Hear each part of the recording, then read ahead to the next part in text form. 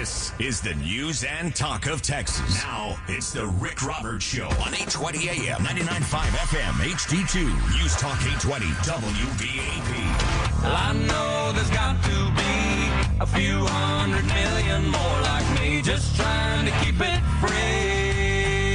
Yeah. Rick Roberts starts right now. And it's 2:04 at the time. As you heard Nicolo say's report in the WBAP News Center, family and friends have gathered to say farewell to a fallen Richardson police officer. Many are expected to attend the funeral for David Sherrard. The funeral got underway just a few moments ago. The 37-year-old was shot and killed last week after responding to a disturbance call at an apartment complex. The First Baptist in Richardson was the scene where the visitation was held. Today, his body was escorted to Watermark Community Church for his funeral. A steady stream of people attending the visitation, parents, kids, police, from other cities, even total strangers, all came together to pay their respects, as reported by CBS DFW. Deborah Dahl doesn't know the Sherrard family, but as it was reported, she's the widow of an Irving police officer and said she remembers how much it meant to have support from North Texans when she lost her husband. She said, "I wouldn't be here without the support of the community and other police officers." Also in the crowd was Fort Worth police officer Matt Pierce, who nearly died in the line of duty a couple of years ago after being shot 7 times. Officer Pierce said the loss of Sherrard is amazing. It is one of those things that, none of us want to hear. It's the family. They're victims in this whole thing as well. And he said they want to protect everyone they can. They really do. But when you see the family, it's a hurtful thing. Tributes have overwhelmed a police SUV set up outside the Richardson Police Headquarters. You may have seen pictures of that, flowers and notes and just everything around this police cruiser. Late Monday night, police officers moved Sherrard's coffin, draped in an American flag, from the First Baptist Richardson to the Dallas campus of Watermark Community Church. For the funeral today. There will be a private graveside service for the family later. You look at this, and of course your heart goes out to the folks. And I'm going to bring you, by the way, we brought David Prince on, the owner of Eagle Gun Range. He's got 2 locations, Farmers Branch and Louisville. And, he was just trying to do something, so they decided to do a raffle, then somebody added to it, and thus far in 5 or 6 days, $12,000 has been raised. They also have another raffle on Facebook, and I just want to give a shout out to Circle J Fabrication, Inc., steel sales and tank head fabrication. They have donated a $1,000 fire pit with a grill top, adjustable racks, fire pokers, all the stuff that you need.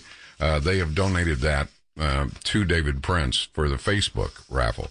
So there's several raffles going on. And if we can maybe get a hold of David later on today, we'll find out what's going on and get a new tally. I know that at 3 o'clock that he's going to be outside 75 as the officer goes by, right. So he will not be available at that time frame, but I will definitely be in contact with him to get him on again today. Definitely. We want to hear what, it's just a tangible way to reach out. If you want to, they just got some fantastic firearms that they're raffling off, $10 a ticket.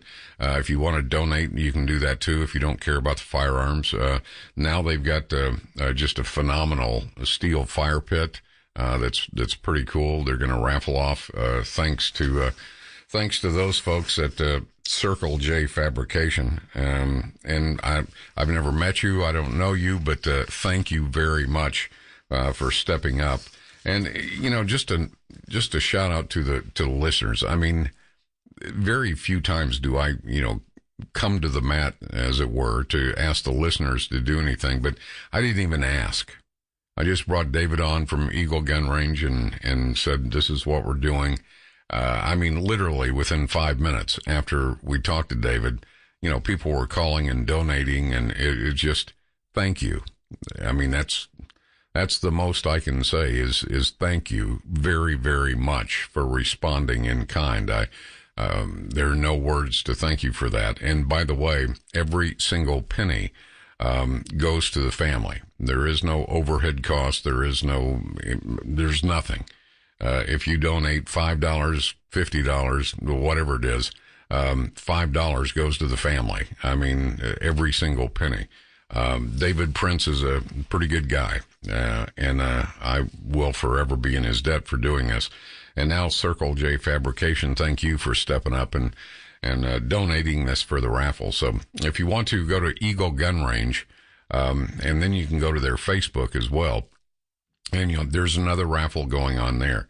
So thank you. I mean, that's and I know that's not near enough, but that's all I can do is I had no doubt that this audience would step forward. I've seen it time and time again. So my thanks on behalf of everyone involved for your donations out at Eagle Gun Range or your raffle ticket purchase or whatever it happens to be. All right. Speaking of that, we started to talk about this yesterday and just simply ran out of time. And again, it's if you read the Dallas Morning News, this has been a while back, but what more can be done to keep police safe? Texas was the deadliest state for law enforcement last year, something Dallas area police know all too well. And certainly it was something they thought of when it came to the Richardson police officer being gunned down this week. I've got some numbers here in front of me.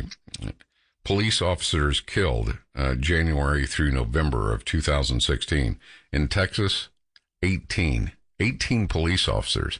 Now, the numbers can appear somewhat sterile until you start thinking about these are men and women that stand between us and those that would take our property, take our lives. Texas, and this is national, 18, California, 11, Louisiana, 9, Georgia, 6, Iowa, 5, Michigan, 5, Ohio, 5, Tennessee, 5, Florida, 4, Illinois, 4, New York, 4, Puerto Rico, 4, Colorado, 3, Kansas, 3, Maryland, Pennsylvania, 3 each. It's, you got to find some way to keep the people that keep us safe. Try to keep them safer. Officers know their jobs are dangerous. They know that. Even before they graduate from the police academy, they adopt mottos reminding them of their purpose. Again, as the Dallas Morning News pointed out, and I think her name was Tasha, and Tasha, forgive me, Tisperius, I think is her last name, as staff writer. She did a great piece. North Texas police have faced more extreme peril in recent years. Some of you may recall that guy that was just off his rocker in a zombie apocalypse van taking aim at police headquarters, a gunman that was lying in wait at a suburban park, an Army veteran waging war on cops in downtown Dallas. Well, after Richardson police officer David Sherrard was killed while responding to a domestic disturbance Wednesday night, and Dallas officers narrowly avoided being shot on the highway the next morning, it's clear no call can be treated as routine and no place is secure. And not if you're a police officer. So what can we do to make sure police get home safe each night? The Dallas City Council's Public Safety Committee they were supposed to be briefed Monday on measures to try and bolster safety of police stations, improving fencing in police parking lots. That's a given. That's a no-brainer. The quote, we're going to keep something related to our police officer safety and our first responder safety on the top of our priority list.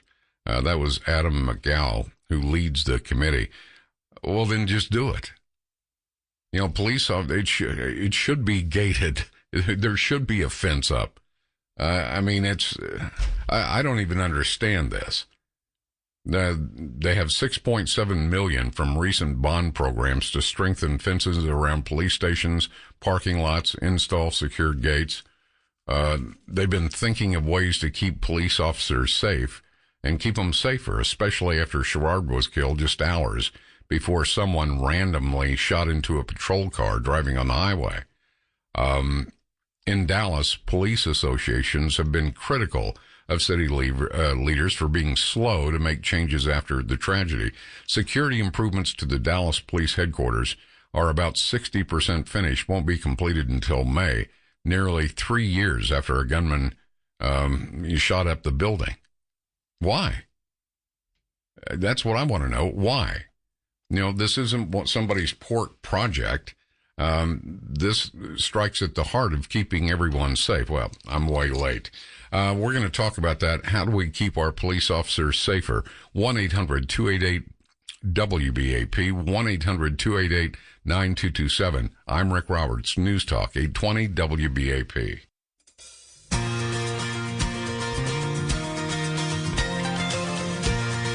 All right, 19 minutes after the hour. In 2016, the 3 states with the highest numbers of police officers killed while on duty have been Texas, California, and Louisiana. 2 of these states, Texas and California, are historically recognized as some of the most dangerous states to work as a police officer. From January of 2016 until November 2016, 18 police officers have been killed in Texas alone. The question is, what can we do? What can be done to make police officers more safe? Well, first of all, not having fencing or a secured area where police officers, unless you have a take-home car, when police officers go to work, they have to park just like everybody else. That should be a secured area, at least fenced off. I mean, that's a no-brainer. Why isn't it? Why isn't it? A great piece on this by Tasha Tisperius, and Tasha, if I'm mispronouncing your name, forgive me. North Texas has faced more extreme peril in recent years, as she writes. So what can be done to make sure police get home safe each night, get home to their wives and kids? Well, the Dallas City Council's Public Safety Committee is where I'm looking. They're supposed to discuss how to use the money from recent bond programs to strengthen fences around police. Well, don't talk about it. Just go do it. Install secured gates. That's a no-brainer. They're police officers. I will tell you, in the very beginning of my talk show career, it was in Denver, Colorado, 85 KOA. You may have seen a movie called Talk Radio, where the host was shot and killed at the end of the movie. Well, that was based on Alan Berg. Alan Berg was notorious for living out loud, as it were, and he was shot and killed 14 times by a white supremacist organization called The Order that had come from the north part of New York to Denver, specifically to kill Alan. And there were other people on their list, Alan Berg and some other folks. I learned talk radio from Alan's producer, Karen Rhodes. We had secured parking as talk show hosts. Now, we get death threats all the time, but, I mean, if they can provide secured parking for a talk show host, you're telling me you can't do that for a police officer? Come on. You don't need to form a panel to convene a study to come up with a report, to take a look and see whether we need. Of course, they need a secure area. They need a security gate. They need to be able to drive from home, wherever they are, to work, park in a secure place, and go to work. I mean, I don't need to be a member of the city council to figure that one out. Officers are questioning why they weren't wearing heavy vests during a protest that ended in bloodshed after a man dressed in the tactical gear targeted and gunned down cops in July of 2016, killing a total of 5, injuring a lot of others. You remember that. The Dallas Police Department got almost $2 million in state funding for rifle-resistant vests in January. Okay, what other things can we be doing? I don't think there's ever a threshold where we've done enough, according to one council member. I agree with that. Part of that is trying to predict the odd or unexpected.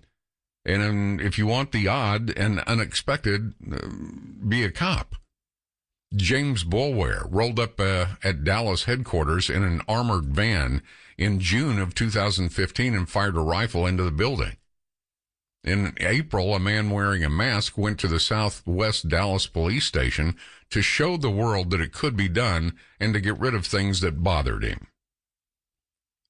He threatened to shoot up the station. Officers found 2 loaded 9mm handguns and 3 more magazines in his car. On February 4th, a man armed with a sledgehammer bashed 12 patrol cars at a Dallas Police Department Central Division in Deep Ellum. This, odd, over-aggressive, not dealing with the full deck. There are people out there that are hurting law enforcement officers. First Assistant Dallas Police Chief David Hughes said after 2 officers were shot early Thursday while driving in their squad car on I-30, anytime a law enforcement officer is attacked, it really puts you on high precaution. Here's the deal. If some nut job will go after a cop, you and me don't have a prayer. That's what we need to stress. If somebody will go after a cop, assassinate a police officer, get in a fight with a cop, try to take his weapon, you and I don't mean anything to those people. If they will do that to a police officer, civilians don't have a chance. It's tough to plan for something as unexpected as being shot at from a highway service road.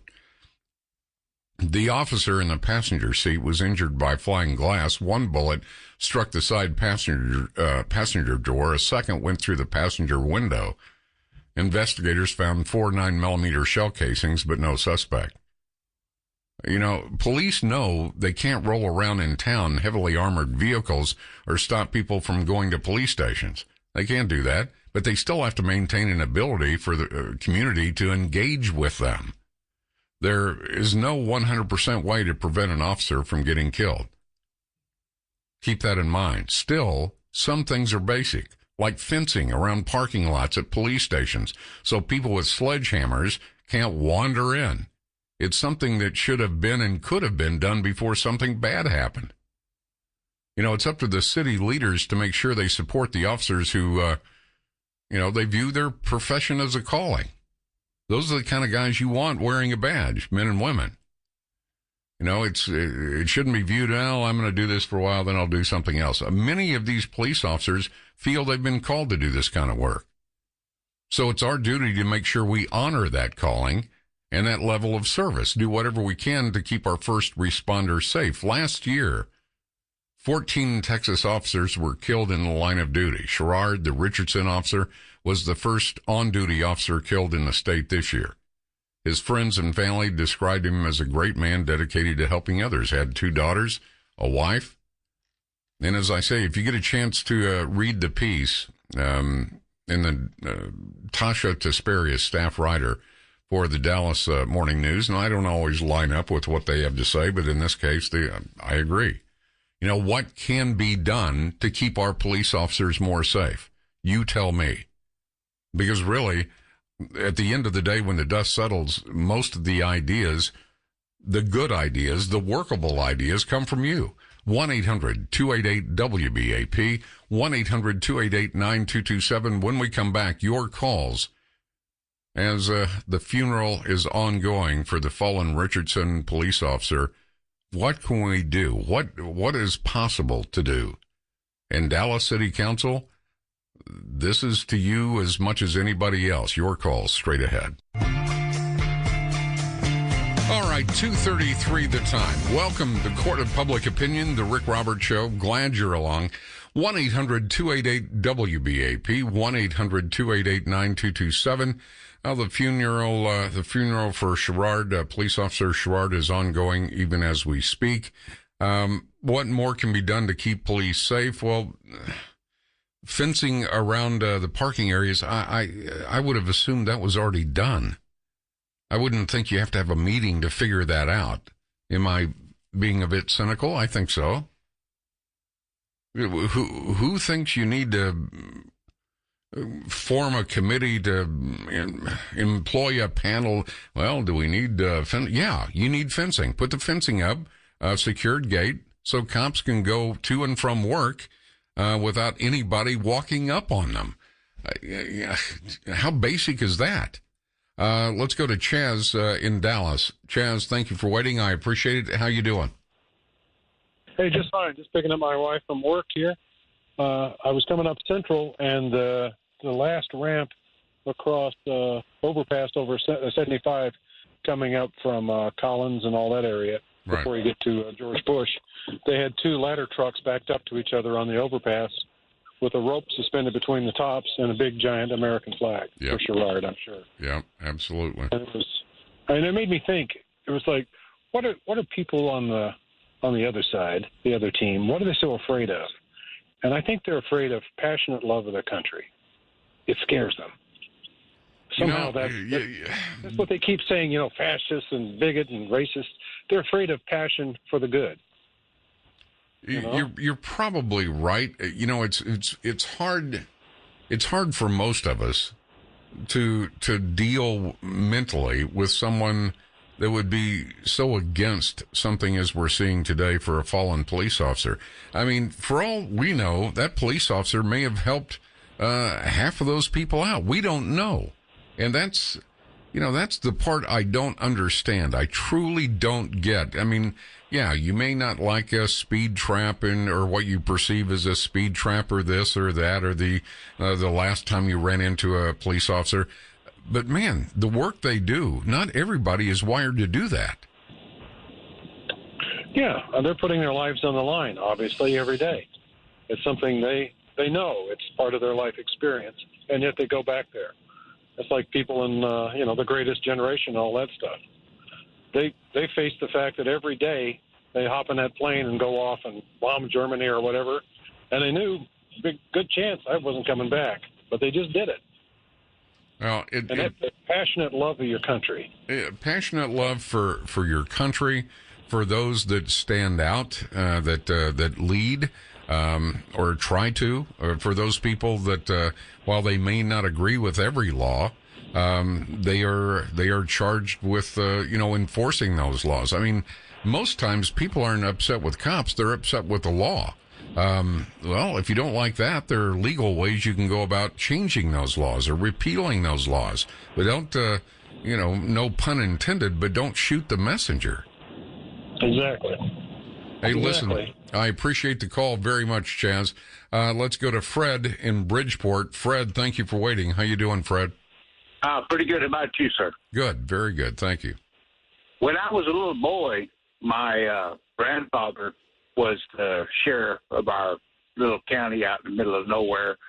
When I went out to renew my driver's license, my uncle's portrait was on the wall of their office, their wall of honor of fallen officers.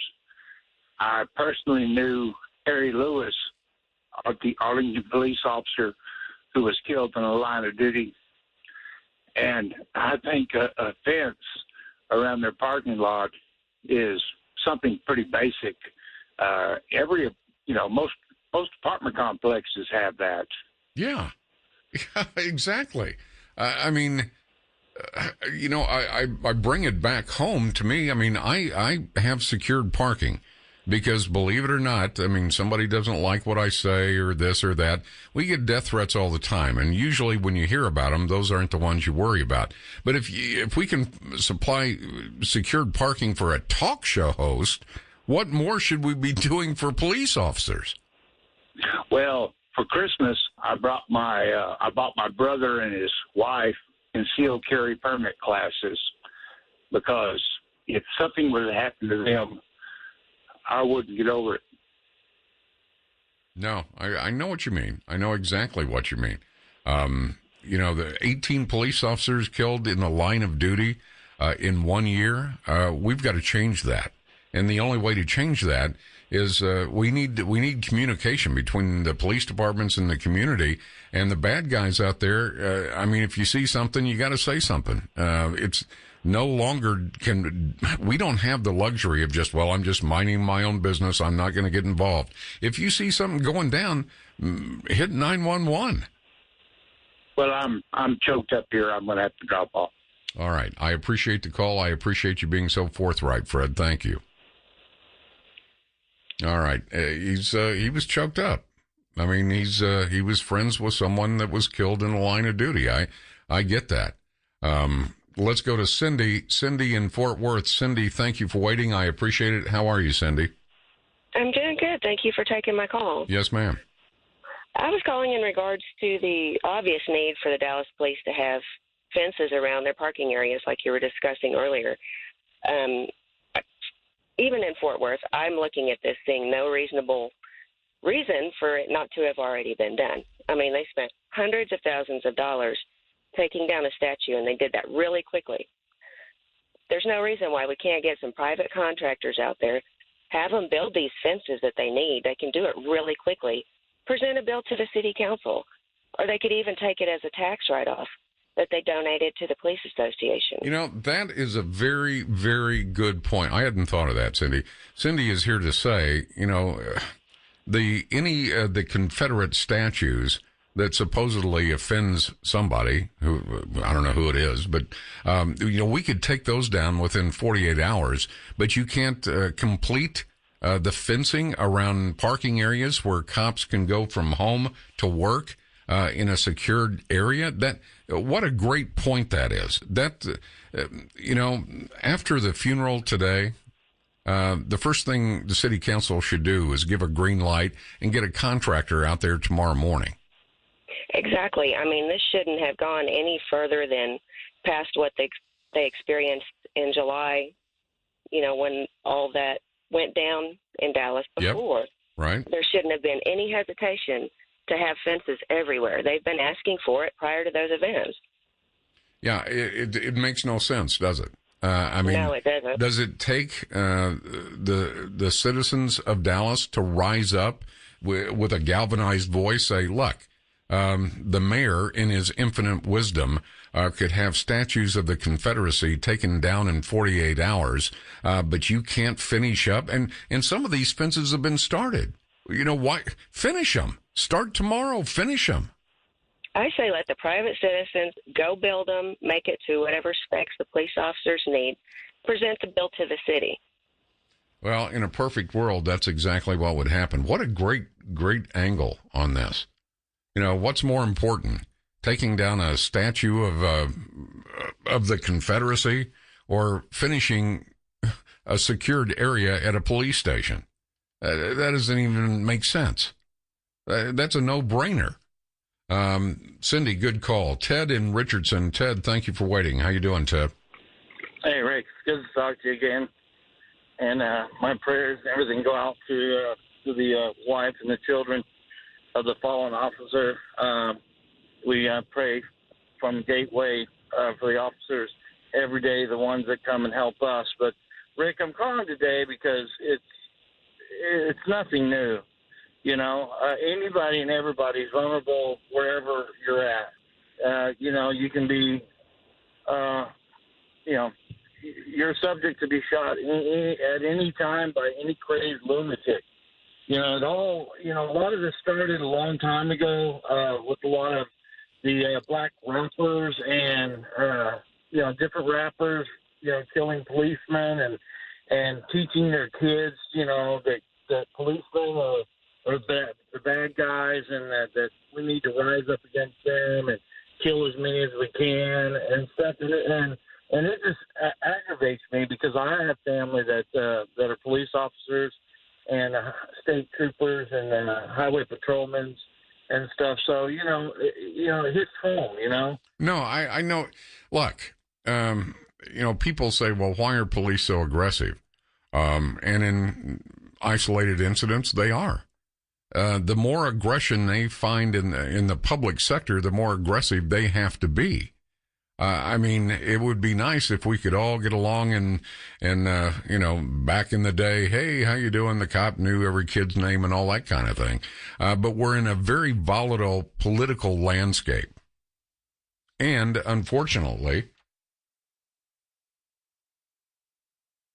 a former administration threw cops under the bus, starting with Ferguson, Los Angeles, Chicago, New York. Yeah, those were, horrible, horrible things to happen. But it doesn't indict every police officer. We're here in Dallas. We saw 5 officers ambushed doing what? Protecting people that were protesting them. City council, if you're listening, listen to the people of Dallas. That's who is calling in right now. If you can remove, as Cindy said, Confederate statues overnight, certainly you can at least secure the parking area around police stations to give police officers a secure place to park their car, go into work, and go home. All right, 2:45 the time. Your call straight ahead. What more can be done to protect our police officers? This is something we need to talk about. Not rely on city government. At some point they'll convene a study to form a panel to issue a report, and then it'll be a look. No, just build the damn fence. I'm going to miss David. I'm so blessed that we made it to our 15-year anniversary in November, and that we made the most out of celebrating it. I'm going to miss our love, our laughs, our silly times and banter, our double date nights, cuddling because Dave loved to cuddle, and talking all throughout the day. Fix your marriage if it is struggling. You never know what tomorrow may bring. That, of course, the voice of Officer Sherrard's wife. It's the funeral started just about 45 minutes ago. It's got to stop. What more can be done to keep police safe? It's almost as though it's open season on police officers. This mentality that the cops are all bad has got to stop. And it sprang forth from an administration that didn't put much faith in police officers. As a matter of fact, starting in Ferguson, Missouri, many people believed the federal government was trying to federalize law enforcement. I don't know if that was the case or not, but I do know this. These men and women, they get up every day and go out and stand between us and those that would come to take our stuff or our lives. They deserve respect. They deserve support. And these dissident groups that paint police officers in such a bad light, they've got to be confronted. Not by police officers, by you and me. Let's go to Nick in Dallas. Nick, thank you for waiting. I appreciate it. How you doing, Nick? Good, Rick. How are you today? I'm very well, thank you. I think the most basic thing and easiest thing for all of us to do is teaching our kids and our grandkids about the police, that they're here to protect us, and how to interact with them.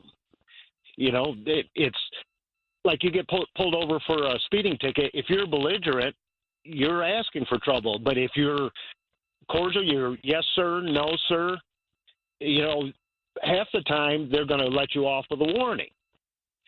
You've got to teach our kids about the police and that they're here to protect us. They're not not out to get us, and that, like I said, just how to interact with them. I agree, and it's going to take a concerted effort on everyone's part to make that line of communication something that is the rule rather than the exception. And when you take organizations like Black Lives Matter, I mean, there's a laundry list. There's nothing there that gives them the incentive to get along with law enforcement. As a matter of fact, just the opposite. They've got to be dismissed. They need to be looked at as irrelevant.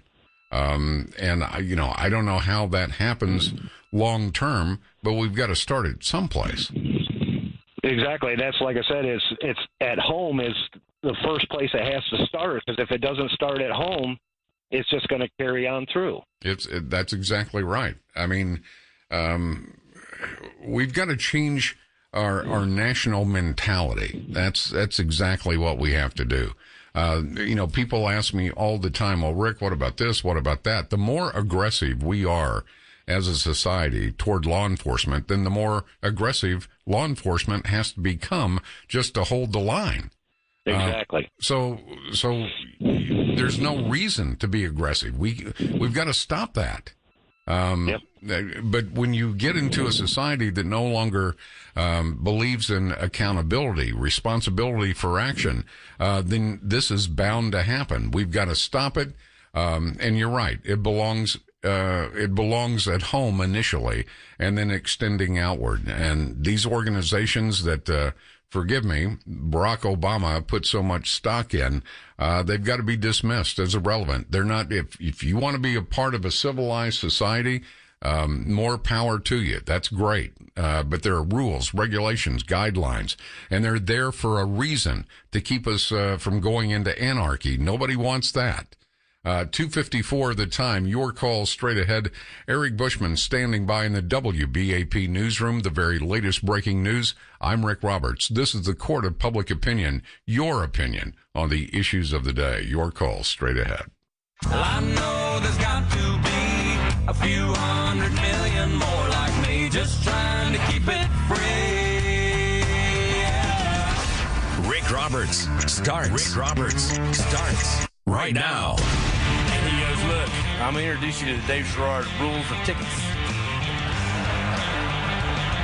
And I'm like, well, let me hear it, brother. And he's like, okay. So he says, well, here's the problem. I don't write cops. I'm like, okay, that's pretty standard. Well, I don't write the relatives. Okay. Well, I don't write people that say they know cops, because what if they're not lying? All right. The funeral for Richardson police officer Sherrard began just about an hour ago. There will be a private service, graveside service for the family. And the question is, what more can be done to protect police officers? If you're part of the city council, you really need to sit down and hold a vote to see if you should fence in a secure area for cops when they go to work and go home. If you need to do that, you're probably in the wrong line of work. That's a no-brainer. Let's go to John in Fort Worth. John, thanks for waiting. How you doing, John? I'm doing well, thank you. I had a great experience yesterday. I took a ride with the Fort Worth police officer. Spent about 7 hours on his duty. Oh, you did a ride-along. Oh, yeah, it was a great experience. Everything happened. And I don't, they have, in this city, they have neighborhood police stations and shopping centers. Right. And, of course, the cars are all sitting outside. The officers all park outside. And it's been going a long time. And they really haven't had any, I don't think, had any big problems with the facilities being a danger to them. Where their danger is where they go. And we hit everything. We were in a chase. We were in a armed robbery. You name it. But most of them were at apartments. Where the danger really is when you go to these apartments and it's night, and you don't know what's going to happen. I sat in the car usually when that occurred. Well, of course, yeah. I always recommend. I always if you get a chance to do a ride along with a police officer, take it. It'll give you a whole new outlook on what these guys and these men and women do every single day. I can imagine, John, if you've never done that before, that was pretty eye-opening. And you ask yourself, wait a minute, you get a call at 2:00 in the morning, disturbance call or some type of dispute. You roll up, you don't know who's friend, who's foe. Do a ride-along, and it'll open your eyes as to how these people are wired. They're wired a little differently than the rest, running to the danger instead of away from it. John, thank you very much. I appreciate it. Carl in Arlington. Carl, thank you for waiting. Hey, man, how are you doing? Good. Hey, I just wanted to mention a funny little fact is I work at the GM plant over in Arlington, and we've got a gated entrance. You can't get into the place unless you work there. And I just thought that was kind of interesting. Yeah, you see it everywhere. Where you would just assume that a police officer coming from home to start his shift could pull into a secured area and not have to worry about somebody walking up on him or her. I mean, that's I don't. Who needs to vote on that? Right. Yeah, that's common sense. I don't know. That's how. When I heard your show on today, I'm thinking, wait a minute, I just left work and I've got a gate I've got to go in and out of. Exactly. Well, the same thing for people that drive city buses. I mean, it shouldn't surprise me when it comes to teachers and first responders. They always get the short end of the stick. We shouldn't even be having this discussion on the air. We shouldn't be having this discussion. If cops need a vest, pony up the money. If they need a secure parking area where they can at least go to work and get back in their own car, unless they've got a take-home car. That's a given. Shouldn't that be a given? Oh, yeah. That's why I wanted to throw that out there, because if anybody listening is in charge of making those kind of choices, maybe they'll hear that and go, uh-oh. Yeah, exactly. Carl can drive to a secured area at the GM plant, but we don't afford police officers that risk their lives every single day the same thing. That doesn't even make sense to me. Oh, yeah. Well, I just wanted to say that, and also love your show. Thank you so much, Carl. I listen to it every day. I appreciate that. I appreciate it very much. If you're not there, I'm not here. That's how that works. Chuck in Garland City. Chuck, thank you for waiting. I appreciate your patience. How you doing, Chuck? Just fine, Rick. I'm glad to hear you're doing fine as well. Doing well. The one suggestion I have will be right to the point. I think the Dallas City Council, each one of those people, you had a previous caller talk about it, would be required to do a ride-along with these heroes of ours that we pay to go out there and defend us and keep us free. If we didn't have police officers, we wouldn't be free. We would just be vigilantes taking care of ourselves. Currently, I think what they do to show their allegiance to the police is they go out and get in a helicopter and ride around for a little bit and then come back. And that's how they say they have watched the police. No, I think that's a good idea. I'd like that, every member of the city council, not just for one ride-along, you get to do a week. Every day or every evening, or maybe a combination of both, every city council member, the poor cop that's got to put up with it, but every member of the city council has to do a ride along. And after a week's time, maybe they'll have a better understanding of what police officers go through just as a course of daily activity. I think it's a great idea. Yes, sir. And let them teach them how to use that 14-inch barrel shotgun as well when they go out with those folks. I think getting up close and personal with something always gives you a different reference point. You always have a benchmark filtered through life experience, no matter what the situation. But maybe the city council needs to, you get a week off, but it's not really off. You're going to be doing shifts with police officers all around the city. Good. That's a good idea. You guys like that? That sounds like a great idea. Chuck, good call. Let's go to Roy in Dallas. Roy, thanks for waiting. I appreciate it. How you doing, Roy? Thank you. I'm doing great, sir. How are you today? I'm good. Thanks. I've been writing down a few points, and first of all, when we talk about the Dallas City Council, you have to remember how their wheels and gears work down there. Before they entertain spending money, first priority, it has to be awarded or bids put out for submitted to the City Council by a minority contractor. Then they publish it in legal notices and bulletins whenever they want something done, either with the Dallas Police Department for added security or announcements for the bond package, which we just approved back in November, which Mayor Mike Rollins just gloated that it was a success. And part of that bond package was for spending money for adding security measures at the Dallas Police Department, long before this is put on for the voters to approve. Next of all is that the Meadows Foundation, the Trammell Crows, and the Carews, each year they set aside money that channels into the Dallas Police Department. Where's that money going to? Okay? That should be asked of City Manager T.C. Broadnax, and I'm going to bring him up again, and Dallas Mayor Mike Rollins, and the Public Safety Committee. Then, on the weekends, there is a particular radio station that has the firebrand hate rhetoric from the Reverend Marion Barnett Sr., Reverend Peter Johnson, Marvin Crenshaw, as well as the Reverend Jeffrey Haynes of Friendship West Baptist Church.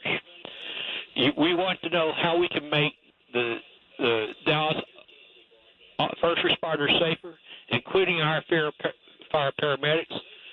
That must be addressed to them. Even though we have a First Amendment right, freedom of speech, but at some point you're jeopardizing the lives and safeties of officers and fire paramedics. No, I totally agree. I totally agree. You know, censorship is one of those dicey things you have to tiptoe around. But, you know, there are plenty of nut jobs out there on the radio, usually on the weekends, you know, touting that the cops are bad because of this and that and the other thing. You're never going to be able to get rid of that because of the First Amendment, and you probably shouldn't. But they should be countered. Absolutely, they should be countered. And, hey, this is as good a place as any to counter that, I think. Yeah, City Council, get ready. You get a ride-along here for a week. Makes sense to me. You know, a man walked into a downtown Dallas police substation parking lot with a sledgehammer, broke windows, windshields, caused thousands of dollars in damage to, 12, 15 police cars. Gregory Simpson was his name. He's out of Dallas. He was arrested, charged with criminal mischief causing damage of more than, what is it, $2,500, less than 30 something. But police union officials said Monday that the sledgehammer incident was just the latest since city officials promised to upgrade security at police department facilities after that 2015 shooting attack outside the department's headquarters. If you can get that close to do that kind of damage to a car, you can get that close to a police officer. You know, it's nuts.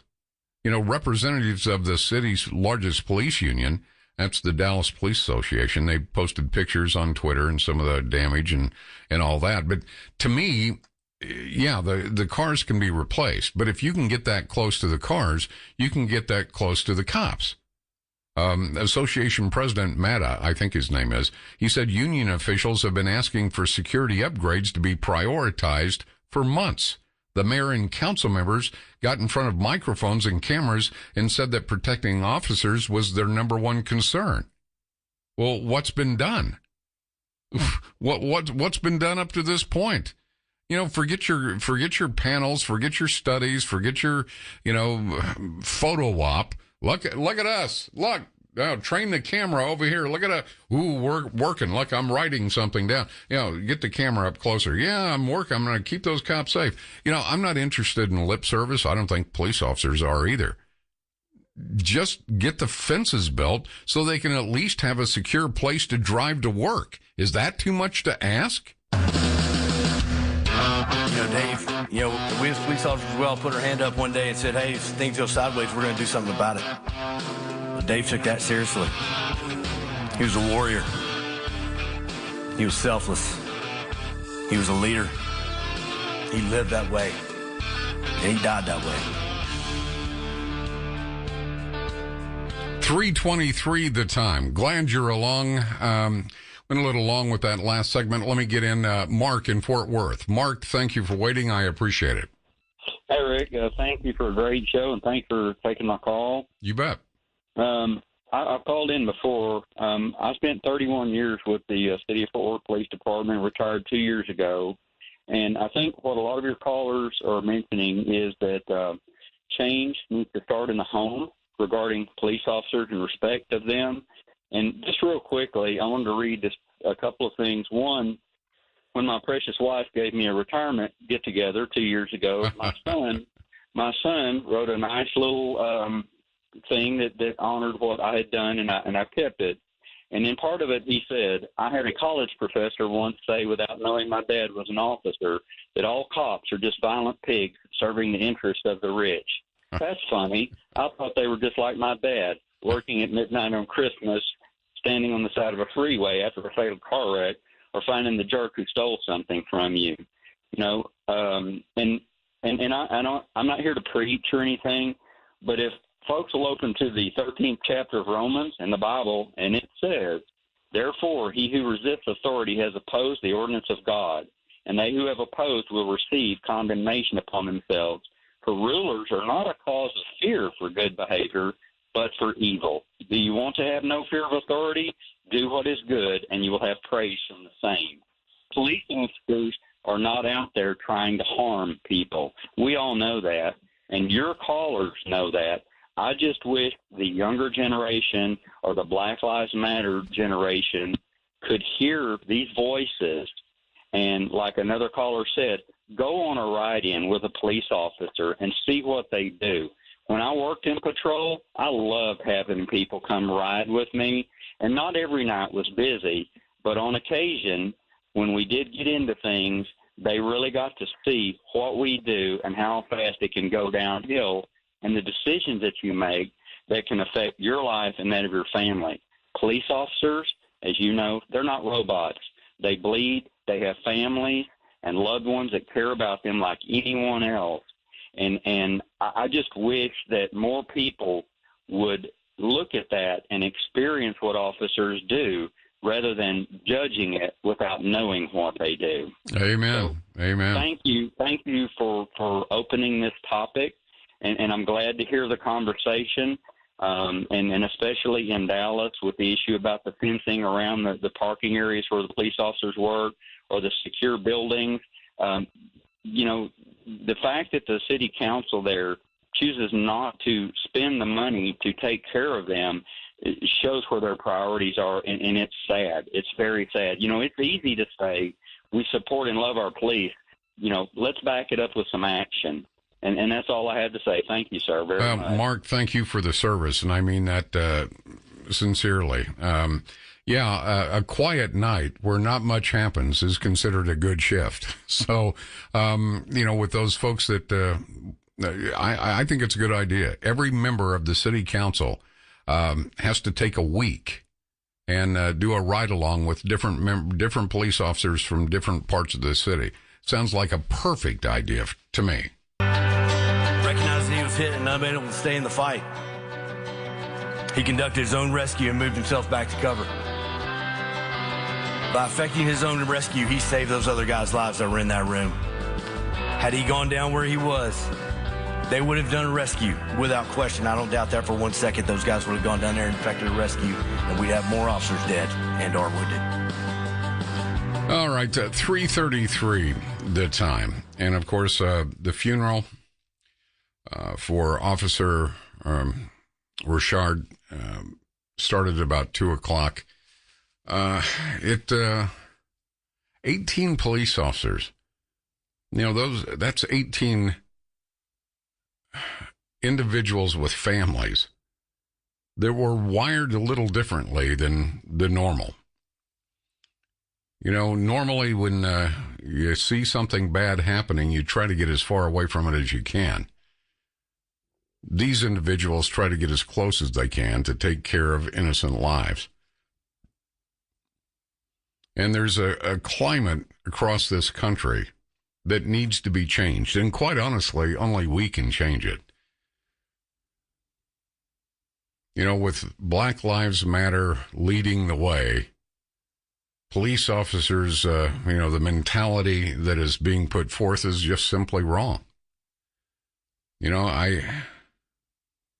it's impossible, I suppose, for everyone to see the other side of police officers. I would imagine that. As I sit at my daughter's house from time to time, playing with now her little girls, every once in a while, her husband, which is a K-9 officer, will have buddies over. They'll have a weekend barbecue or something. If you could see these guys down on all fours playing with the 2-year-olds, or they're just like you and just like me. They have families. They have dreams. You never see that side. You only get one narrative, which is all cops are bad, which I can tell you is patently false. And it's a narrative that's put forward by people with an agenda. We need to support our police officers. They need respect. They deserve respect by virtue of what they do for a living. Back the blue should be more than just a thing we say. It should be something we do every day, even if you get a ticket, even if you're on the other end, and oh man, I didn't even know I was going 10 over. Okay, well you were, pay the ticket, move on. That same police officer may pull somebody from a burning car, may show up at 3 a.m. after you've heard glass breaking downstairs. You don't know. All right. The question is, what can we do as a society, as a city? Cities all across the nation, what can we do to keep our police officers safer? Well, if you're the Dallas City Council, you can finish fencing off areas around the police station so people can't just roll up on the station. If there should be a secured area anywhere, it should be a police station with a secure gate in and out. You've got that in half the apartment complexes in North Texas. I would think we could do the same for police stations and substations. All right. Let's go to, have I hammered the city council sufficiently? Okay, it's sort of like a broken record now. Just do something. John in Keller. John, thank you for waiting. I appreciate it. John, how are you? Good, Rick. Thanks for having me on your show. I enjoy it very much. Thank you. Can you hear me okay? I'm using a speaker, so. Yeah, are you on hands-free or speakerphone? Yeah, I took it off now. It's usually better this way. Yeah. Hey, I'm not really saying anything different. I just love the topic. It's a great topic. I was raised that you respect authority, especially police officers, and I like what the gentleman said. It's got to start in the home. It's got to start in the home. There's so much problems in our homes today, and I realize that. But even these people like Black Lives Matter, and I know they've got their agenda, but when they really get in a bind, that police officer is somebody they probably wouldn't mind having there. And I know all these domestic violence, those are some of the worst, but these guys are different. These guys have a calling. I'm sure there's some cops, police officers out there that are not good, make bad judgment. But I've heard of people riding with them and doing some of the things they do, and they get through and they go, wow, I had no idea of the pressure you guys are under just every day. Now, the only time I rode in a vehicle is I was hot rodding as a teenager, and a deputy sheriff put me in the back seat and told my buddy to park my car at City Hall. And he was a deputy sheriff, and I tell you what, he got my attention. He took me home, but I knew I never wanted to be in that position again. It was a wake-up call. Well, there are a lot of wake-up calls, and, sometimes people end up in jackpots, not through, through wrongdoing, but, wrong place at wrong time, and most police officers will, take that into consideration. But you're right. I mean, the pressure that these people are under, it's why not everybody can do the job. I mean, walk up on a car at night. Try that. Just go with the police officer and try that. I've thought about that. And one of the things I was taught to do is when you're parked, officer comes up at night, turn your interior lights on. Give him a break. Yeah. He can see inside. He's not guessing what's going on.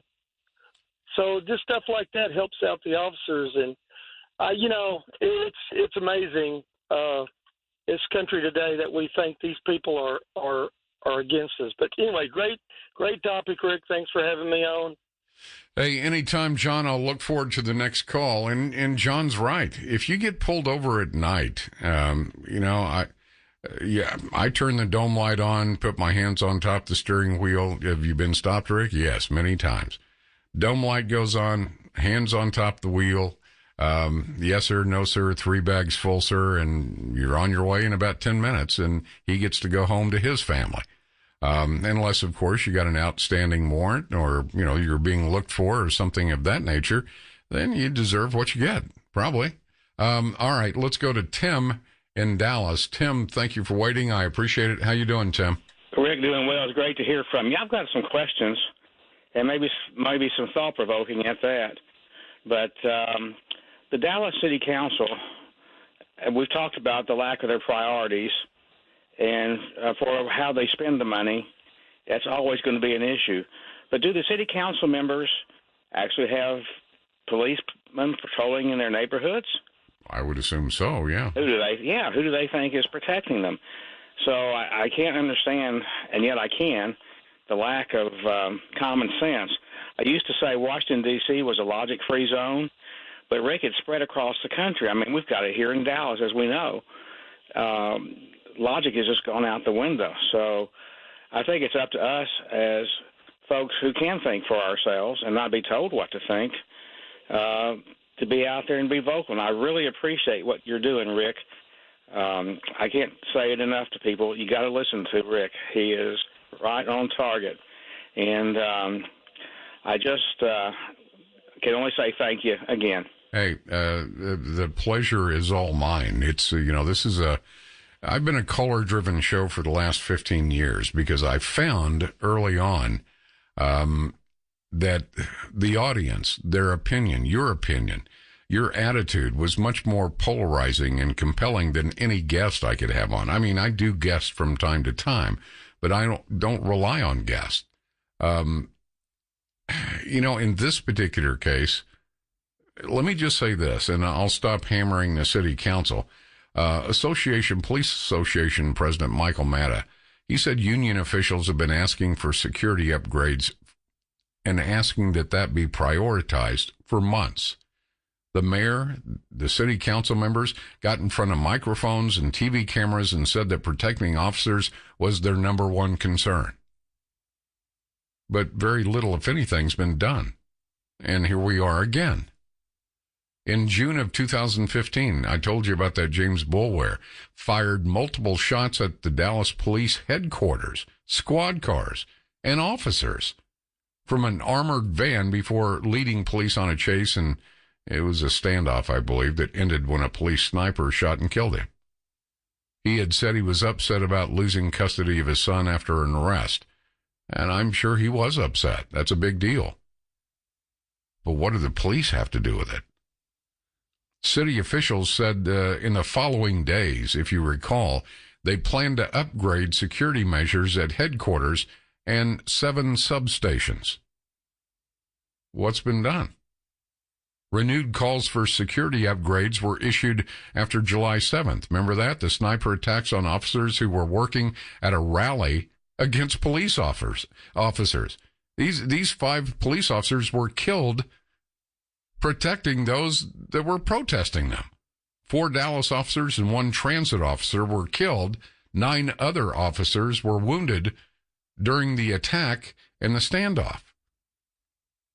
Now, look, I realize City Hall, you could climb the stairs on the stacks of bureaucratic paperwork, but you can't tell me somebody can't cut through all that and get done what needs to be done. The city has allocated $3.5 million or thereabouts to enhance lobby security at those facilities, including ballistic protections and more controlled access. The work started in October of last year. They think it'll be finished in May of this year. Wait, are you working on it every day, every single day? The city of Dallas, they say, is committed to providing a safe work environment for our police officers. Okay. well, then finish the job. Usually nothing happens unless something bad happens. I'll tell you a very quick story. My daughter, God love her, I love her more than life itself. When she was finishing, I think, her senior year in college, she worked at a full-time job and went to school. She worked in the district attorney's office. And during lunch, they would rotate to see who was going to, well, so-and-so's going to lunch, you take the front desk. Okay, when I get back, you go to lunch, that kind of thing. So it was her turn to rotate out of her office into the front desk. A lady walks up, just literally out of her mind, and pulls a handgun on my daughter. This is at the DA's office, at the front desk, where people come to check in if they have an appointment with a deputy DA. Well, it was her turn to set up front during somebody else's lunch. This lady walks off the elevator, pulls out a handgun. Thank God she didn't pull the trigger, or things would have been much different. But because of that, they installed metal detectors at both ends of the courthouse. They didn't have them before. They made you, drop your keys and open your briefcase and that kind of thing, but they didn't have metal detectors at the time. Because of what happened with my daughter and a lady pulling a gun on her, they had metal detectors set up within 48 hours. I mean, literally, it was 2 days. Let's not wait for something like that to happen, or worse. These police officers belong to the community. They are the community. They keep you safe at night in your bed. They keep the drunks off the road so they don't T-bone a car your child's riding in. They're sometimes the only human contact is somebody loses their life. I think we can put up a damn fence.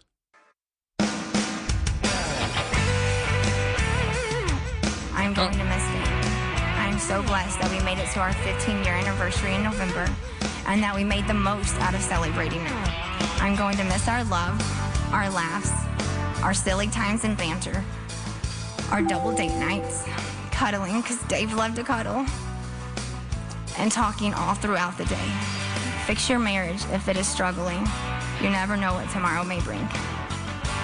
All right, 3:52 the time. Let's go to A. Lee in Garland. A. Lee, thank you for waiting. I appreciate your patience. Rick? Yes. Oh, this is Elise. I'm sorry. I've talked to you before. I'm just crying.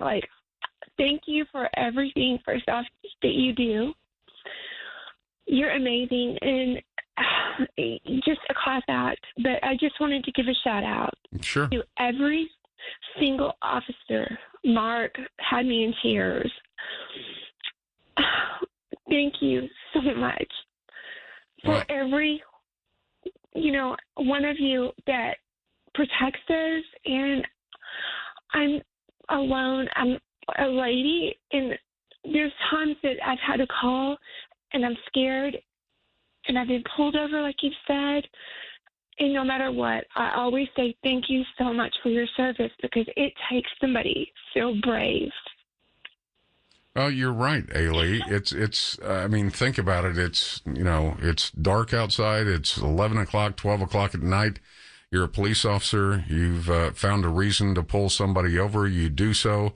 You get out of your car, walk in the dark, aside from your cruiser lights, up to somebody's window. I mean, you wouldn't catch me doing that. That takes somebody that's wired a little differently than most of us to be able to do that. Lee, I thank you for your support. I thank you for the kind words.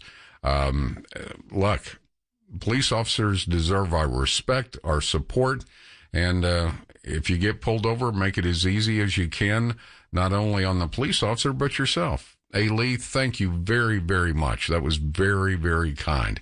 Let's go to Ed in Dallas. Ed, thank you for waiting. Ed, thank you. Hi. Hi. The problem that we have with the not getting the benefits built is because everything is planning, and no action. execute the plan. Those people suffering, all those people out there that are saying that we got a plan, all suffer from cranial rectal inversion. That's just the nicest way I can put it. Yeah, you're right. Okay. You're right. Absolutely. They need to get their act together. Now, as far as what we got going on in our communities, it comes down to the environment that you grew up in or that you're living in. If you have people that are living in a God-centered family and community, you really don't have a lot of crime. But if you have a broken family, or no one's attending church or synagogue or anything like that, that's when you start running into trouble. We have gone away from being a God-centered country to being a secular, progressive country. We no longer get down on our knees and thank God for living in the greatest country in the world and count our blessings and pray for the guidance of the God Almighty to direct our lives and our souls to His greatest glory. Self-aggrandizement and self-gratification and self-glorification had become the norm. Look at what you got in the media. That's all you ever see. No, and so you're right. We need to stop looking at ourselves as the best and look at God as the best and doing what God has best for us. Can't argue with any of that. I appreciate the call, Ed. Little late on the break, but I had to get that call in. I think he's exactly right. 1-800-288-WBAP, 1-800-288-9227. This is the Court of Public Opinion, your voice, your opinion, your attitude on the issues of the day, and at least at some point during the day, remember a fallen police officer from Richardson, Texas. Remember his wife, remember his daughters in your prayers. That's the takeaway from this entire show. I'm Rick Roberts, News Talk 820 WBAP. This is the news and talk of Texas. Now it's the Rick Roberts Show on 820 AM, 99.5 FM, HD2, News Talk 820 WBAP. Well, I know there's got to be a few 100 million more like me, just trying to keep it free. Rick Roberts starts right now. All right, 4:04 the time. You've been extremely patient, and as always, I want to get you in the court of public opinion for your voice. Let's go to Leon in Greenville. Leon, you've been very patient. I appreciate that. How you doing? All right, better than a lot. My thing is that I worked out at a central garage down there at Kenton and Hall, and they have fences around, but the traffic flow being a 24-hour garage, units come in and out all hours, day and night. We're not just talking one or two. I mean, we're talking multiple vehicles. Sure. I think the best thing they could do is stop these people that think they know the law and can go and film police stations and then put them out on the web and everything and don't have to show no ID. If they give the police some teeth, shall we say, and be able to stop those people and make them show ID and get their IDs, I think would do more good than a fence around the parking lot. Well, yeah, you get into a lot of legal finagling when you take away a person's constitutional rights. Number one, I don't think that should be done, but there should be some type of perimeter enforcement. I mean, to me, it's a given. I'm surprised it hasn't been done already. I mean, you can't keep people from videotaping. You can't keep people from taking pictures or, like that one kid that, well, he wasn't a kid. What was he, 30 years old, was riding around on a bicycle, videoing every move by a police officer. That you can't get rid of that. I mean, he's an idiot. You can only educate people out of that type of behavior. But, when it comes to a police officer leaving his, my son-in-law, he's got a take-home car. He has a Tahoe, but it's set up for carrying the dog with him. So he doesn't, really have the problem, the black and white sitting out in front of their house all night. Neighbors like that. I don't know how safe it is, but, I haven't seen the stats on that. But when a police officer takes his own vehicle to work, drops it off, picks up his cruiser, that should be a secured area, just like, just like here. I'm a talk show host. I'm not a cop, and I've got secured parking. Bus drivers have secured parking when they pick up the bus. Who doesn't think this is a good idea? If I were a member of the city council, I'd say, look, I'm embarrassed that we haven't done what obviously should have been done a long time ago. You got people throwing shots inside of headquarters into cars. One guy was able to get in with a sledgehammer and beat up a dozen police cars. If they can get that close to cars, they can get that close to cops. I would expect more from the Dallas City Council. And if you're listening and say, well, you don't know what you're talking about, fine, call me. Tell me why I don't know what I'm talking about. I'm open. Good call, Leon. I appreciate it very, very much. Let's go to Jackie in Fort Worth. Jackie, thanks for waiting. Hi. Hi. Thank you for taking my call. I have a question, and I was wondering if you could help me. I'll try. Okay. Dallas can remove a statue that's been sitting there for many years, but they cannot help their police department. It's bizarre why they would put a statue before their police officers.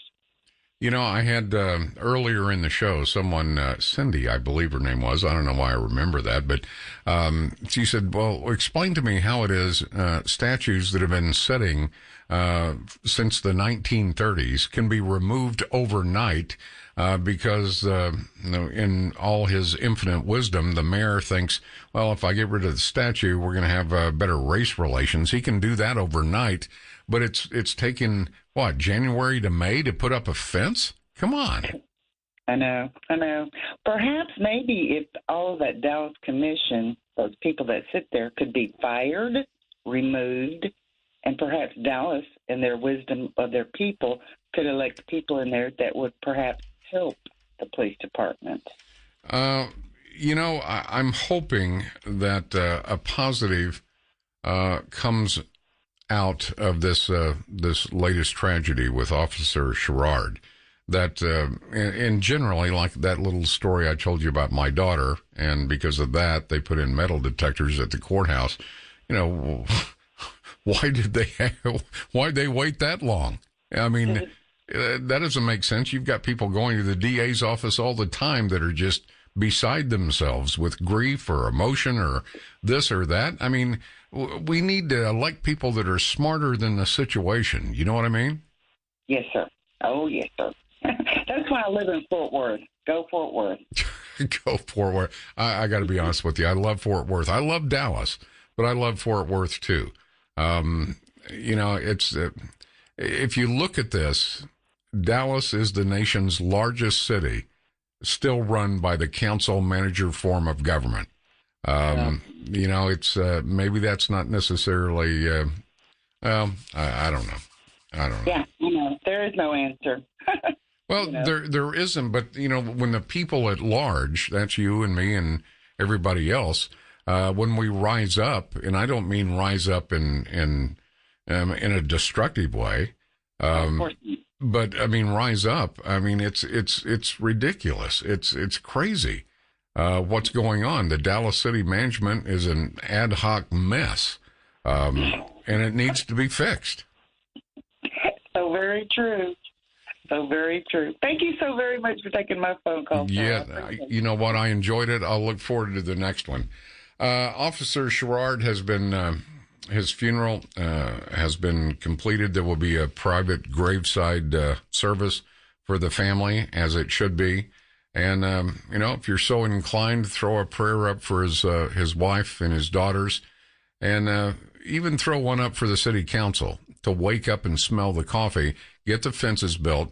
You can't tell me it takes from January to May to put up a fence. That's the least we can do is let police officers drive into a secured area when they go to work and when they go home. All right. Too much? No, I've tried. No, seriously, I've tried to stay off the Dallas City Council because I don't have a lot of faith in the mayor, but that's just me, for various reasons.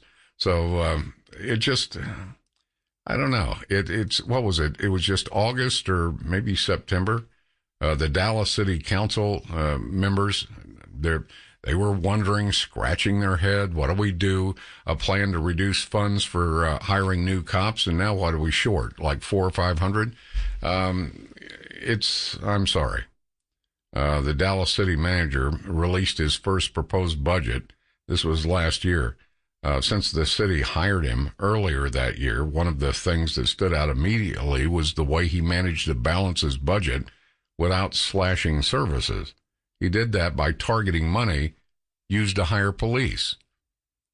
Not a good move. Not a good move in my estimation.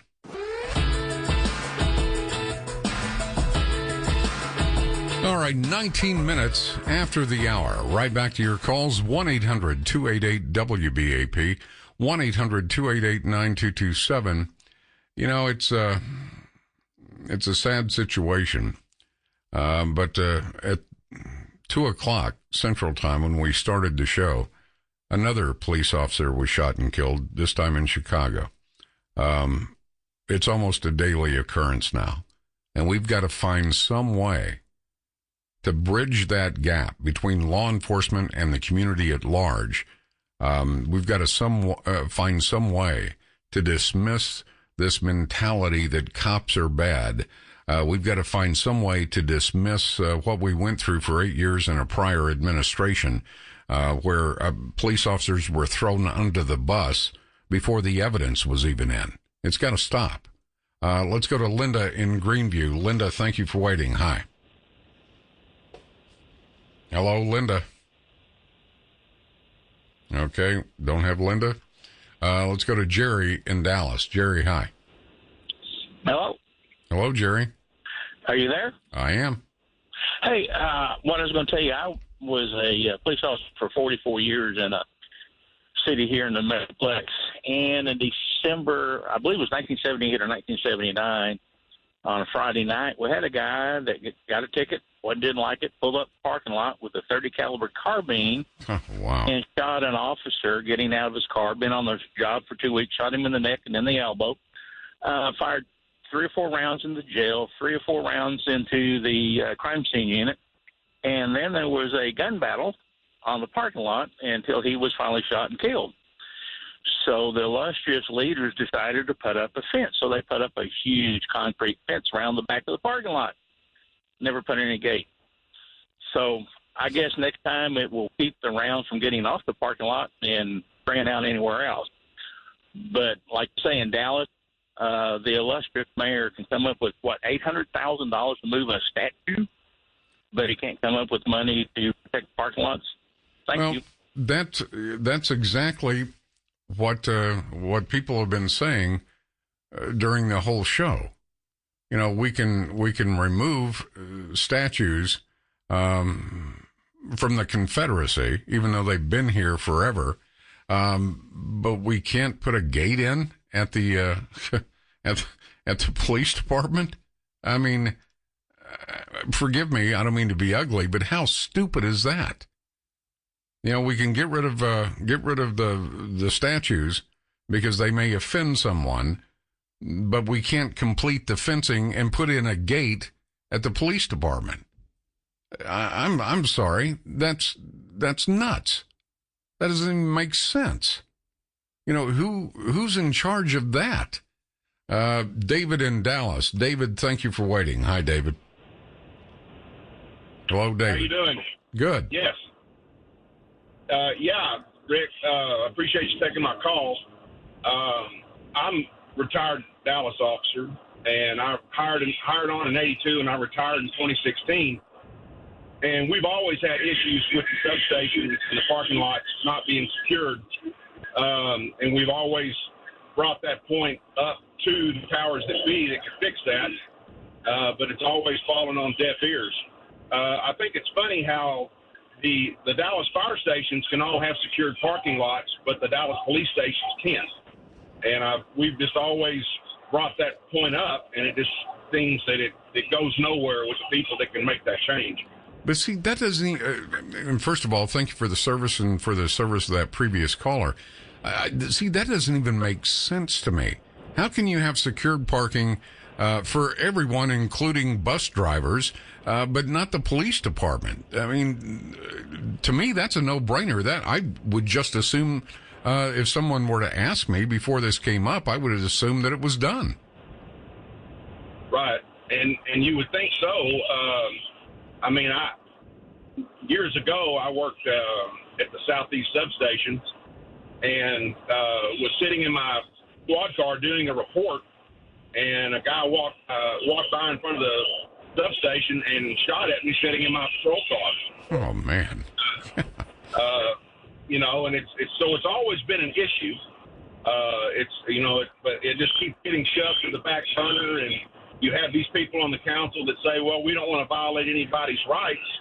Well, you know, everybody has the right to feel safe and secure even when they're on the job.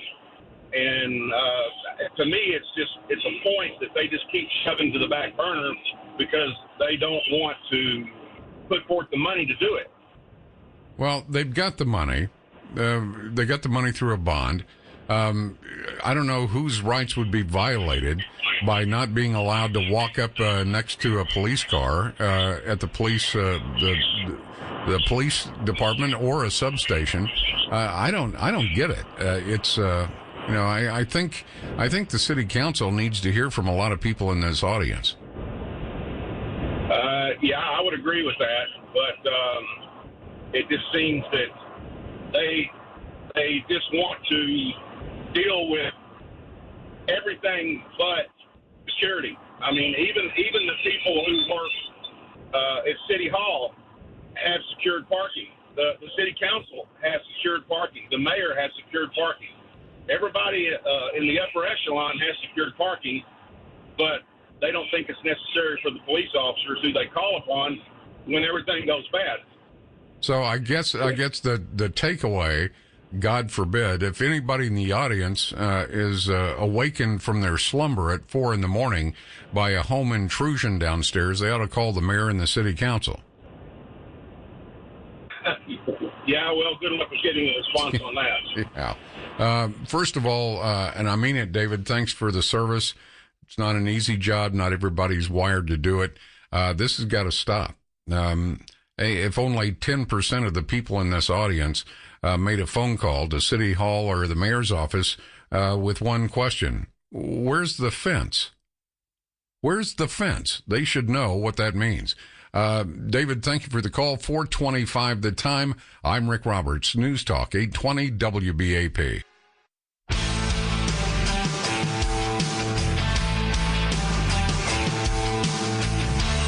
And good afternoon, 4:33 the time.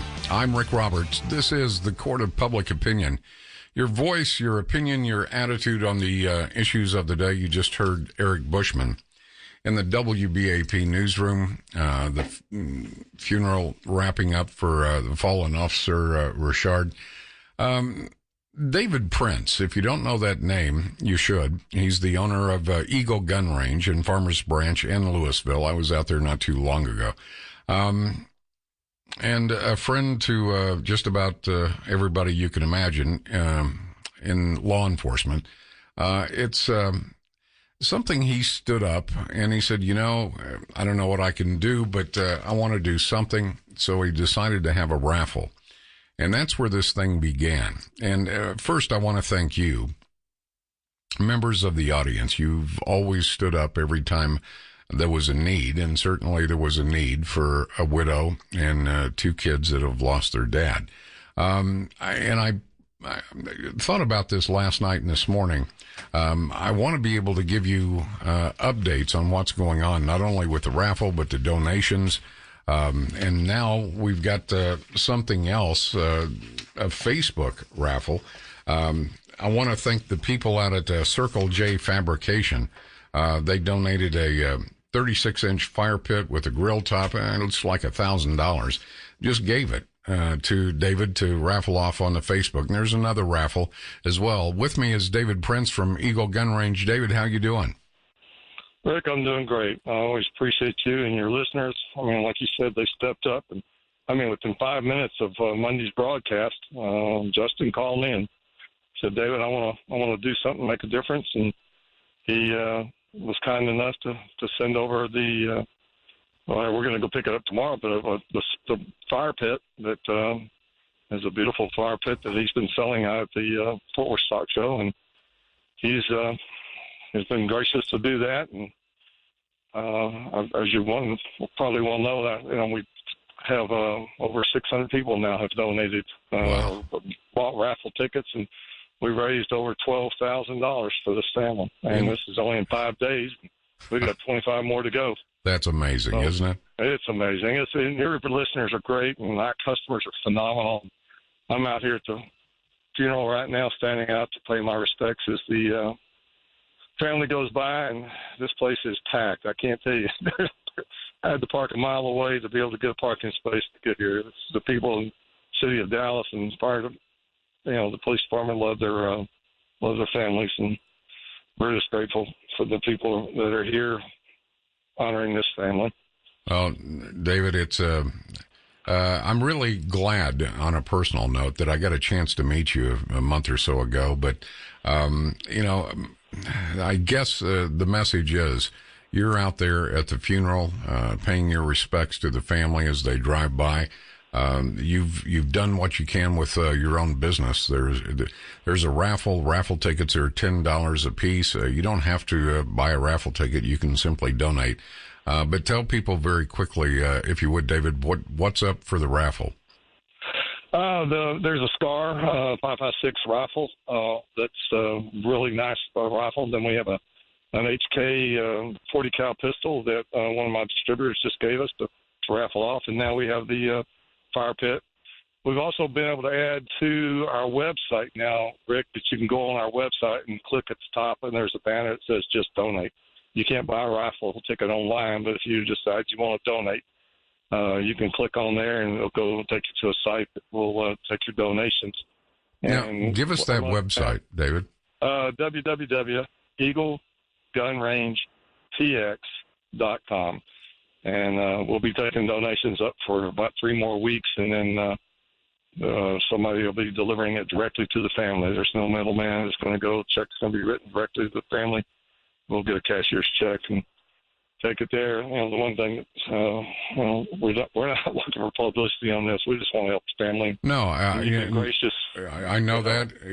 Every time that I've had David on, I've had to reach out to him. I mean, he's pretty low key. Look, we're going to put up a $3,000 rifle. People can, get a raffle ticket. Every single dime will go to the family. And then one of his distributors, HK, a 40 caliber pistol, and then again to the people over at Circle J Fabrication, donated a really nice fire pit to be raffled off on Facebook, and it's Eagle Gun Range TX. If you go there and do that, if you couldn't make it out to the funeral to pay your respects, if you were looking for some tangible way to say we support the Blue and this tragedy. And it is a tragedy. Two girls have lost their father. A wife has lost her husband. We as a community have lost someone that, was willing to give it all up for us and did. Yes. So, David, I just want to personally and publicly thank you for what you're doing. I know you're not looking for any publicity on this, but I keep calling you because I want to know what's going on. You're very gracious. And Rick, I appreciate your support of the Blue Line. They stand in the gap between us and the bad guys every day, and we're just grateful for them, and I'm grateful for you personally. David, thank you so much for taking my call, given the fact you are where you are. I appreciate it, and we're going to be back in touch with David Prince at Eagle Gun Range. We've got a couple more weeks of fundraising, and every single nickel goes directly to the family. David Prince is one of those unusual stand-up guys. You don't meet them every day, but they do exist. His words is bond, And he's one of the good guys, so we appreciate it very, very much. And I appreciate you, the audience. Literally 5 minutes after he and I talked, he was overwhelmed with donations. And not all people are getting raffle tickets for the firearms, but just to donate. So thank you very, very much. I appreciate it. And that's from me to you, the audience.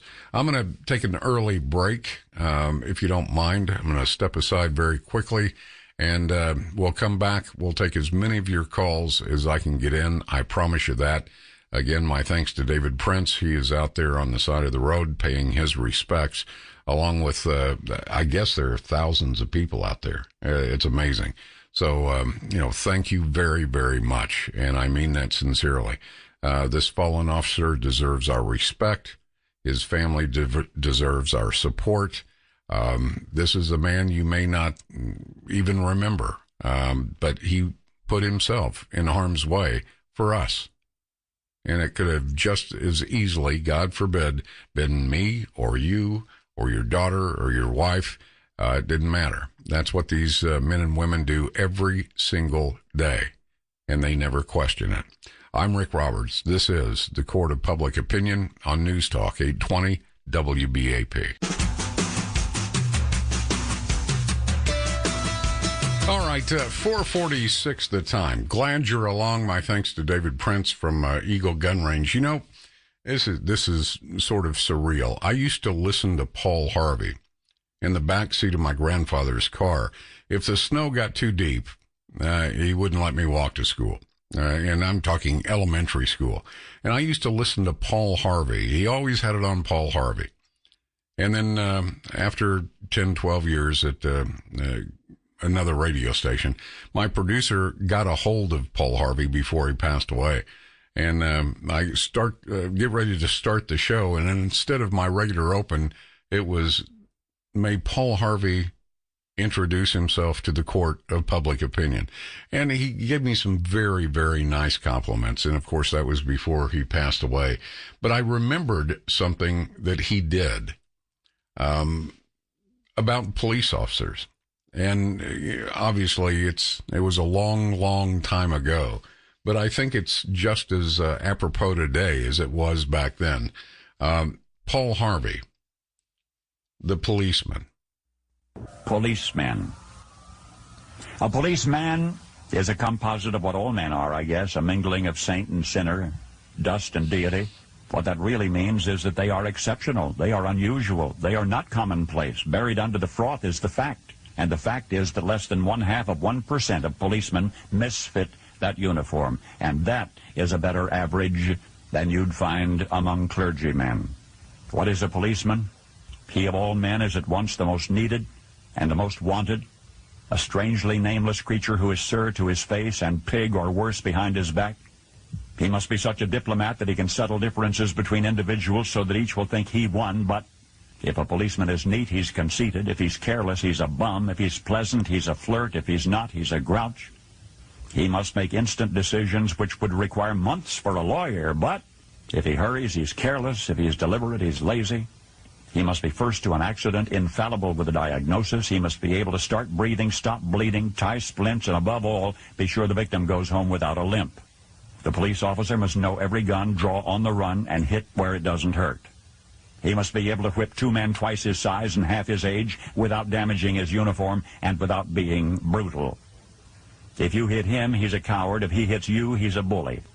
The policeman from a single human hair must be able to describe the crime, the weapon, the criminal, and tell you where the criminal is hiding. But if he catches the criminal, he's lucky. If he doesn't, he's a dunce. He runs files and writes reports until his eyes ache to build a case against some felon who will get dealed out by a shameless Seamus. The policeman must be a minister, a social worker, a diplomat, a tough guy, and a gentleman. And, of course, he'll have to be a genius because he'll have to feed a family on a policeman's salary. I recalled that from Paul Harvey, and I thought I thought today was a good day to play that. All right, let me get to your calls. I've got time to take a couple calls, I think, don't I? All right. Mike, thank you for waiting. I appreciate your patience. How you doing, Mike? How you doing? Good. Hey, that Prince is really a prince, isn't he? He is. Yeah. I just wanted to let you know in this little podunk town of Joshua down here, our police cars are inside a chain link fence, and you got to have a remote to get through the gate. That's the way it ought to be in Dallas. You would think that would just go without saying, right? Yeah. I don't know. You can't do enough for them. You can't. You can't because, it's one of those things. I don't know how many police officers you pass on the way home or, going to work or whatever, but there is no way that they would have any clue what would be required of them on any given day. But they're prepared. No. They're ready. No. And everybody wants to go home at night. Everybody wants to go home at night. You're right. Mike, I appreciate the call. Joshua has a secured area, according to Mike, for the police officers that go in to do their jobs every day and every night. Are you listening, Mayor Rawlings? I don't think you are, or this would already be done. I wouldn't even be discussing it. The very least you could do as mayor, or the city council could do, is make a secured place for the guys to go to work and go home, the men and women that wear the uniform. And that's not maudlin. That's not, shock value. Partner, that's common sense. Or it should be.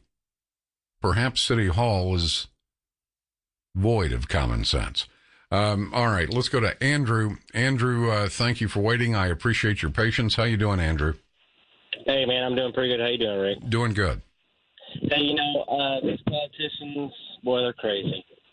But I try to give everybody the benefit of the doubt. So maybe when they were putting fences up for everybody and our, the policemen, the firefighters, maybe they didn't think that criminals would be brazen enough to go to the police station and commit a crime. Common sense is criminals don't want to go to the police station, right? They want to get out of jail, not go to the jail. Maybe that's, what you're saying is true, and it's indicative, it's representative, perhaps is a better word, of just how over-aggressive the bad guys have become in this country, emboldened. Forgive me for making this political, but 8 years of Obama just about did law enforcement in. I agree. It was terrible. We've lost the fact that we're supposed to have an authority in our life, and when men grow up without fathers, they don't know what that authority is. It becomes some gang member or some random person.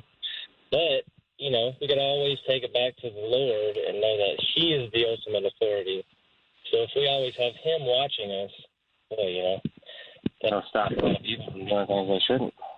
Listen, I appreciate the call very much, Andrew. I do indeed. It's going to be a day, this day, no matter what you are doing at your work or maybe at home, whatever, or maybe you're in Dallas, Fort Worth, or listening to us on an app coast to coast. This is going to be a day that two girls and a wife will remember for the rest of their lives. This is the day they put their husband and father and our police officer to rest in a funeral.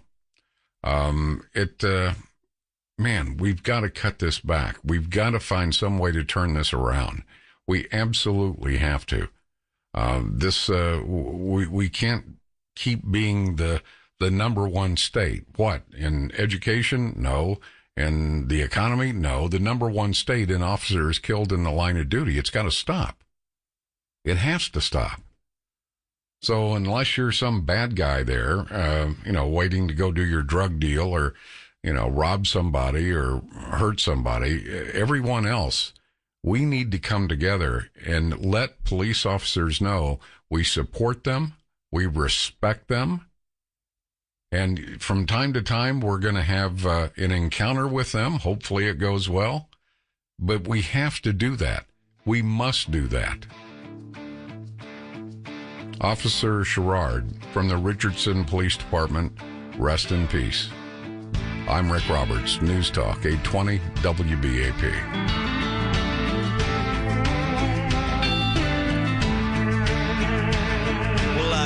In one of them old farm towns where they hit it hard till the sun goes down. Nobody really seemed to care that we were living in the middle of nowhere. We just figured that's how it was, and everybody else was just like us, soaking in the rain, baking in the sun. Don't quit till the job gets done. That's the only way I know. Don't stop till everything's gone. Straight ahead and never turn around.